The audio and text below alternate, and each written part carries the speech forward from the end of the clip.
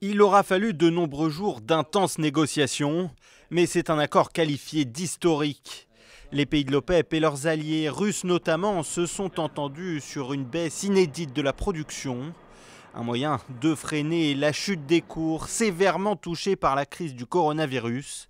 Très rapidement, Donald Trump a salué cet accord. Le grand accord sur le pétrole avec l'OPEP+ est conclu. Cela sauvera des centaines de milliers d'emplois dans le secteur de l'énergie aux États-Unis. Je voudrais remercier et féliciter le président russe Poutine et le roi Salman d'Arabie Saoudite. Je viens de leur parler depuis le bureau ovale. Très bon accord pour tous. Concrètement, les pays exportateurs de pétrole s'engagent à baisser leur production de 9,7 millions de barils chaque jour en mai et en juin. La baisse sera ensuite de 8 millions de barils par jour au second semestre, puis de 6 millions jusqu'en mai 2022. Début mars, l'Arabie Saoudite et la Russie s'étaient pourtant lancés dans une guerre des prix. Les deux pays avaient trouvé un terrain d'entente il y a quelques jours, mais le Mexique refusait en partie cette baisse de production.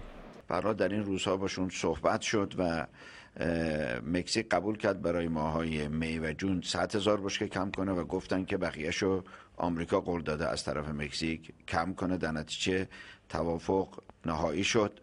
Dès l'annonce de cet accord, les cours du pétrole se sont envolés sur les marchés asiatiques.